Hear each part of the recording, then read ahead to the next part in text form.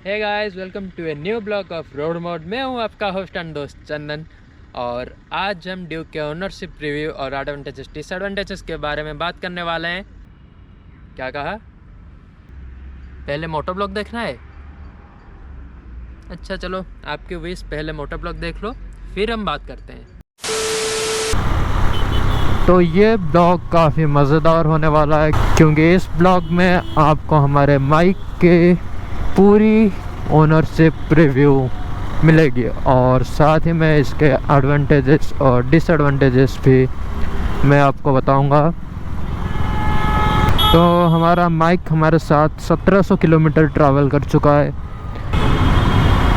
और इस बीच माइक ने हमें क्या तकलीफ़ दी, हमें क्या अच्छा लगा, क्या बुरा लगा, सब कुछ बताएंगे।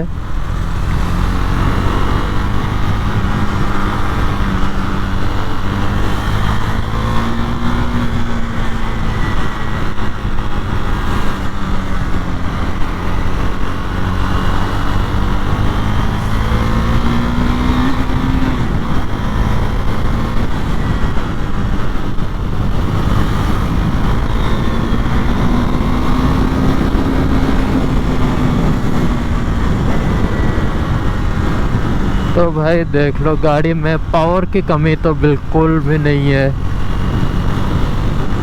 एक सेकंड, यहाँ नहीं, जहाँ स्टार्ट किया था वहीं बात करेंगे। मोटो ब्लॉग थोड़ा देख लिया, अब चलो वहाँ वापस।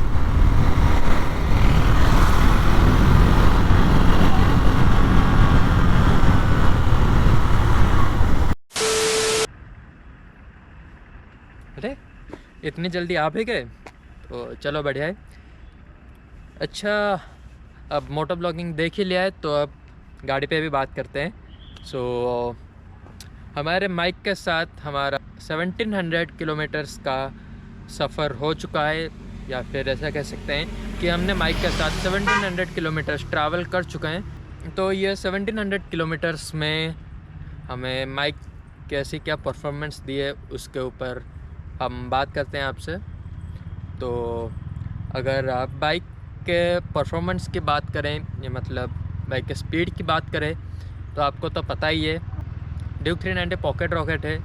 Wait is to power ratio Duke 390 का बहुत ही अच्छा है। सिर्फ ड्यूक का नहीं, केटीएम की सारी बाइक्स का weight is to power ratio बहुत ही बेहतरीन है। इसी वजह से ये केटीएम की सारी बाइक्स इतनी अच्छी पावर डिलीवर करती हैं। और अगर इसके कंफर्ट की बात करूं तो हाँ, कंफर्ट में ये थोड़ा पीछे है। इसकी सीट जो है वो बहुत ही हार्ड है। अगर आप ऐसे ही सिटी राइड्स करते हैं तो सिटी राइड्स में आपको इतना प्रॉब्लम पता नहीं चलेगा इस गाड़ी में, मतलब ये आपको उतना परेशान नहीं करेगी, आपको बहुत ही कंफर्टेबल लगेगा इसके सीट में। लेकिन अगर आप लॉन्ग राइड्स करेंगे, 300-400 किलोमीटर्स तक कंटिन्यूसली इसको ड्राइव करेंगे, उसके बाद आपको फील होगा इसकी सीट की हार्डनेस। शायद थोड़ी और अगर कुशनिंग मिल जाती तो एक व्यू से बेटर होता, नहीं तो इस इशू को रिजॉल्व करने के लिए हमें इस पे एक अलग से जेली सीट्स वगैरह लगाने पड़ते हैं। तो अगर कंपनी इसमें थोड़ा सा कुशनिंग और दे देती तो ज़्यादा बेटर होता। अगर आपने BBS6 RC390 देखी होंगी तो उसकी सीट्स इसके मुकाबले थोड़ी ज़्यादा कंफर्टेबल लगती है मुझे। मैंने कभी राइड नहीं की है तो मुझे उतना पता नहीं, लेकिन फ़ील करने से इतना पता चलता है कि उसकी सीट शायद इससे थोड़ी ज़्यादा कंफर्टेबल है। लेकिन फिर भी कोई बात नहीं, उतना आपको मतलब फील नहीं होगा ये जो भी परेशानी है। और मुझे एक और दिक्कत फील हुई इसके साथ कि मेरी गाड़ी जब भी 135 या 140 के ऊपर जाती है तब गाड़ी में थोड़ी सी मतलब वो जो वॉबलिंग की प्रॉब्लम आती है, गाड़ी थोड़ा मतलब ऐसे ऐसे हिलती है। वो मैंने अपनी फ़र्स्ट सर्विसिंग में भी ये इशू को रिज़ॉल्व करने के लिए बोला था, लेकिन उन लोगों ने बोला कि ऐसा कुछ पता चल नहीं रहा है, लेकिन शायद इसके टायर प्रेशर की वजह से कुछ प्रॉब्लम रही होगी। एक बार हाईवे पे इसका टेस्ट करेंगे टॉप स्पीड का, फिर उस टाइम पे पता चलेगा कि ये वॉबलिंग की इशू टायर प्रेशर ठीक करने से सॉल्व हुई या नहीं। तो अगर हम इसके दूसरे प्रॉब्लम्स की बात करें तो एक और प्रॉब्लम है जो कि केटीएम्स में बहुत ही कॉमन है, वो है इसका हीटिंग इशू। जी हाँ, गाड़ी में हीटिंग इशू बहुत है। गाड़ी आप थोड़ा सा भी चलाओ तो गाड़ी बहुत हीट होती है। हीट मतलब इंजन हीट नहीं होता, लेकिन उसका रेडिएटर जो हीट होता है उसके मतलब जो हॉट एयर्स हैं वो सीधा आपके पैर पे लगते हैं। सर्दियों में बहुत आराम लगता है, मतलब आपके पैरों में गर्माहट फील होती है, लेकिन गर्मियों में और ट्रैफिक्स में हालत ख़राब हो जाती है। तो ये एक इशू है केटीएम्स में। आई होप कि केटीएम ये इशू जल्दी रिज़ॉल्व करेगा, या फिर नहीं भी कर सकता। बहुत टाइम से ये इशू है, सारे इशूज़ मेनली रिज़ॉल्व हो गए, लेकिन ये इशू रिज़ॉल्व नहीं हुआ है। तो let's hope for the best. और अगर दूसरे प्रॉब्लम्स की बात करें, क्विक शिफ्टर इतना स्मूथ नहीं है, कभी कभी स्मूथ रहता है, कभी कभी मतलब अटकता है थोड़ा। तो इस रेंज में क्विक शिफ्टर मिलना बहुत ही बड़ी बात है, लेकिन अगर वो क्विक शिफ्टर काम ही नहीं करे ठीक से तो क्या फ़ायदा। वो तो होना जैसा है, ना होना भी वैसा है। बट ठीक है, काम चलाने के लिए ये ओके टाइप से। तो बस मुझे तो इतनी ही इशू इसमें फ़ील हुई, बाकी तो कुछ इशू है नहीं इसमें। और बाकी इसके डिसएडवांटेजेस की और एडवांटेजेस की बात करें तो अगर आपको एक 400 सीसी में एक पावरफुल मशीन चाहिए तो you can go for it. Duke 390 आपको बहुत ही पावरफुल मतलब फील होने वाली है, और 400 सीसी में ये मेरे हिसाब से सबसे पावरफुल मशीन है। RC 390 पे भी आप जा सकते हैं अगर आपको सुपर स्पोर्ट टाइप बाइक चाहिए, और अगर नेकेड चाहिए तो you can go for Duke 390। और बाकी इसके स्पेक्स की बात करें तो सब कुछ एक ही वीडियो में चाहिए, लेकिन मैं नहीं दिखाऊंगा। तो अगर सारी चीज़ें आपको एक ही वीडियो में डाल के दे दूं तो मैं क्या करूंगा, मेरे पास कंटेंट कहाँ से आएंगे। तो स्पेक्स के बारे में हम एक दूसरी वीडियो बात करेंगे। आज सिर्फ इसके एडवांटेजेस, डिसएडवांटेजेस और रिव्यू की बात करते हैं। अगर मुझसे कोई पूछे कि ड्यूक 390 ही क्यों पसंद किया आपने, मतलब इस सेगमेंट में दूसरी भी बाइक्स हैं, निंजा 400 है, फिर अपने डोमिनार है, और ऐसी और भी बाइक्स हैं, लेकिन सिर्फ ड्यूक 390 ही क्यों। तो जैसे हमारा चैनल है ऑल इन वन, आपको सारे ब्लॉग्स एक ही जगह पे मिलते हैं, सारे जेनर के ब्लॉग्स आपको एक ही जगह मिलते हैं। तो वैसे ही ड्यूक 390 एक ऑल इन वन बाइक है। आप इससे ट्रैक कर सकते हैं, आप इससे टूर कर सकते हैं, आप इससे डेली राइड्स या फिर डेली लाइफस्टाइल में यूज़ कर सकते हैं। तो उसी पर्पज़ की वजह से मैंने ड्यूक 390 को चूज़ किया है, और मुझे on road Duke 390 I 3,40,522 rupees की। और हाँ, मुझे याद है ऑब्वियसली, इतना खर्चा किया इस पर तो याद होगा ही। तो इसकी सीट हाइट आपको मिल जाती है 830 mm की, जो कि शॉर्ट राइडर्स के लिए थोड़ी ऊंची है। मेरी हाइट 5'9" है, तो मेरे लिए ये ठीक है। मतलब गाड़ी थोड़ा मतलब पूरा पैर तो नीचे नहीं लगता, 2 पे ही रहती है, लेकिन मेरे हिसाब से ये ठीक है। तो अगर आपकी हाइट 5'7" से 5'9" तक है तो आपको उतनी प्रॉब्लम होगी नहीं मेरे हिसाब से। और अगर आपकी हाइट कम है 5'5", 5'6", तो शायद आपको थोड़ी प्रॉब्लम हो सकती है ड्यूक 390 को चलाने में, क्योंकि जैसे कि इसकी हाइट थोड़ी ज़्यादा है। हाँ, आप इसके सस्पेंशन को एडजस्ट करके हाइट थोड़ी सी नीचे ला सकते हैं, लेकिन के सस्पेंशन थोड़े ज़्यादा स्टिफ हो जाएंगे। इसके पहले से इसके सस्पेंशन बहुत ही स्टिफ हैं, क्योंकि ये नेकेड बाइक है। इसको ट्रैक ओरिएंटेड भी बनाया है कंपनी ने, इसको आप ट्रैक पे भी ले जा सकते हैं। इसके वजह से इसके सस्पेंशन थोड़े स्टिफ साइड पे है, ताकि आपको कॉर्नर्स पे दिक्कत ना हो। कॉर्नर्स पे तो इसको चलाने में हाय मक्खन भाई, मुझे कॉर्नर्स पे इसको चलाने में बहुत ही मज़ा आता है। इसको व्हीली मशीन भी कहते हैं, वो अलग बात है। मुझे व्हीली लगाना नहीं आता, मैं भी प्रैक्टिस कर रहा हूँ। कुछ महीनों में अपन भी व्हीली लगाएगा एक टायर पे।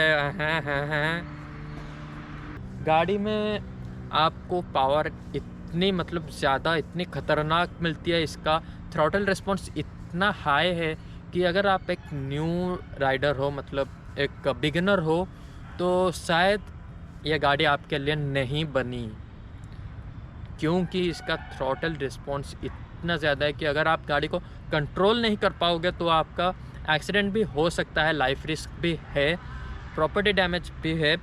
तो इसीलिए ये मेरे हिसाब से एक डिसएडवांटेज है ड्यूक 390 का। और यही कुछ 2-4 डिसएडवांटेज ही मुझे लगे, बाकी तो प्यार है भाई इस गाड़ी से। इसके एडवांटेजेस की बात करूं तो अगर आप एक सेमी प्रोफेशनल हो या फिर मतलब आपने पहले बाइक्स राइड की हैं, 200 सीसी 250 सीसी तक आपने गाड़ियां चलाई हैं, तो आपको इसमें बहुत ही मज़ा आएगा। गाड़ी बहुत ही हुलिगन है, बहुत ही अच्छा थ्रॉटल रिस्पॉन्स है। गाड़ी कॉर्नर्स पे तो आपको बोला है एकदम मक्खन भाई। और गाड़ी मतलब बहुत ही प्यारी चीज़ है, बहुत ही प्यारी मशीन है। मुझे तो इससे लिटरली बहुत प्यार है। मैं कभी सोच नहीं सकता कि इसको मैं आगे कभी बेचूंगा भी। मतलब गाड़ी जितनी भी पुरानी हो जाए हमारे साथ ही रहेगी। हमारी फर्स्ट बाइक है और वो भी इतनी अच्छी। तो बस यही यार हमारा माइक। तो इसके और एडवांटेजेस की बात करूं तो यहाँ पे आपको पता ही होगा, आपको एडजस्टेबल लीवर्स मिल जाते हैं, जो कि दूसरी बाइक्स में आपको बाहर मार्केट से इंस्टॉल करवाने पड़ते हैं, लेकिन इसमें आपको पहले एडजस्टेबल मिल जाते हैं। तो उससे आप अपने हिसाब से लीवर्स को एडजस्ट कर सकते हैं। आपको इसमें क्विक शिफ्टर मिल जाता है, लेकिन वो एक डिसएडवांटेज भी है, क्योंकि क्विक शिफ्टर काम नहीं करता ठीक से, जो कि मैंने आपको बोला था। तो मतलब कभी काम करता है, कभी काम नहीं करता। तो वो ना डिसएडवांटेज में जा रहा है ना एडवांटेज में जा रहा है, उसको बीच में ही रखते हैं। जब काम नहीं करेगा वो डिसएडवांटेज, जब काम करेगा वो एडवांटेज। अब उनसे चाला कोई नहीं। बाकी इसके सस्पेंशंस की बात करें तो जैसे कि आप लोगों को पता है, हम मड मास्टर में भी जा चुके हैं, हमारा ऑफ रोडिंग इवेंट। जिन लोगों ने भी वो ब्लॉग नहीं देखा तो ऊपर आई बटन पे डे 1 डे 2 का ब्लॉग है, जाके उसको देखिए। तो वहाँ पे हमें इसकी स्टीफनेस थोड़ी फील हुई, जैसे कि हमने उस दिन हिमालयन भी चलाई थी। हिमालयन मतलब वो तो प्रॉपर ऑफ रोडिंग बाइक है, तो वो आराम से निकल जाती है हर हर्डल से। और बाकी उसमें उतना बम्प्स फील नहीं होता, लेकिन इसमें बहुत झटके लगते हैं, बहुत बम्प्स फील होते हैं। तो हाँ, इसके सस्पेंशंस को आप बाद में चेंज करके थोड़े सॉफ्ट लगा सकते हैं, लेकिन उससे गाड़ी कॉर्नर्स में परफॉर्मेंस गाड़ी की ख़राब हो सकती है। तो बस यही थी इसकी कुछ प्रॉब्लम्स। और बाकी तो गाड़ी में एडवांटेजेस ही एडवांटेजेस है। टायर्स की बात करें तो आपको मेटजेलर के टायर्स मिल जाते हैं, जो कि ट्रैक के लिए, रोड्स के लिए, कॉर्नर्स के लिए बहुत ही बेहतरीन टायर्स हैं।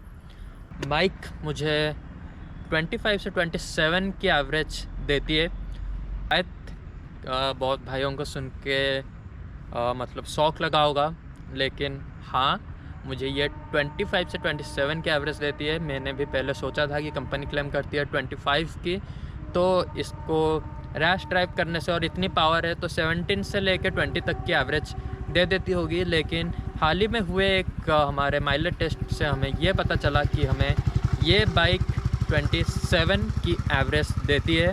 जी हाँ, तो रैश ड्राइव करने पे 25, 24, 25 उस बीच रहता है इसका एवरेज, और आराम से चलाने से ये हमें 27 की एवरेज भी दे देती है। और गाइस, अगर हम इसके ब्रेकिंग की बात करें तो गाड़ी में पावर जितना है उसकी ब्रेकिंग भी उतनी ही अच्छी है। आपको ब्रेम्बो के ब्रेक्स मिल जाते हैं आगे और पीछे, और ब्रेकिंग पावर सच में लाजवाब है। गाड़ी जितना तेज़ जाती है उतनी तेज़ी से ही रुकती भी है। तो अगर आप बाइक लेने की सोच रहे हैं, अगर 3.5 से 4 लाख के बीच आपका बजट है, और अगर आप कंफ्यूज हैं कि कौन सी बाइक लूँ, कौन सी बाइक ना लूँ, तो मेरे सजेशन से आप ड्यूक 390 ले जा सकते हैं। ड्यूक 390 में आपको पावर के कमी बिल्कुल भी फील नहीं होगी। आपको बहुत मज़ा आने वाला है रोड्स पे, ऑफ रोडिंग पे भी आपको बहुत ही मज़ा आएगा इस गाड़ी से। मैंने खुद ऑफ रोडिंग किया इससे और मुझे तो बहुत ही मज़ा आया। अगर आप भी ड्यूक 390 लेने के बारे में सोच रहे हैं तो बिंदास होके लीजिए। जितने भी इसके छोटी मोटी इश्यूज़ हैं वो सब रिज़ॉल्व हो सकती हैं। कोई भी प्रॉब्लम नहीं है गाड़ी में। वाइब्रेशंस बहुत ही मिनिमम है। गाड़ी की सीट की जो प्रॉब्लम है वो आप बाद में उससे कुशनिंग कर सकते हैं, या फिर बाद में आप उसमें जेली सीट्स इंस्टॉल करवा के उसको थोड़ा आरामदायक बना सकते हैं। आपके लॉन्ग राइड्स में आप चाहें तो इसमें पैनियर्स लगवा सकते हैं, ताकि आप अपने मतलब टॉप बॉक्स हो गए, साइड बैग्स हो गए, वो लगाने के लिए। और बाकी गाड़ी में तो पावर तो भरपूर है। थोड़ी आपको माइलेज की प्रॉब्लम हो सकती है, लेकिन गाड़ी के पावर के हिसाब से इसकी जितनी भी एवरेज प्रोड्यूस करती है बहुत ही सही है। आप एक बार ख़रीद के देखिए, प्यार लिटरली मतलब प्यार हो जाएगा। इसको ऐसे ही मिनी सुपर बाइक नहीं बोलते, इसको ऐसे ही पॉकेट रॉकेट नहीं बोलते, इसको ऐसे ही कॉर्नर रॉकेट नहीं बोलते। सो गाइस, आप ये जो ड्यूक 390 की टी शर्ट मैंने पहनी है, तो इसको हमने कस्टमाइज़ किया है अपने यूट्यूब के लिए। अगर आप देख सकते हैं यहाँ पे ये हमारा यूट्यूब रोड मोड, और यहाँ पे ये बी पॉजिटिव, पीछे हमारा नाम लिखा है। सो ये शर्ट हमने कस्टमाइज़ की थी ताज कस्टम से।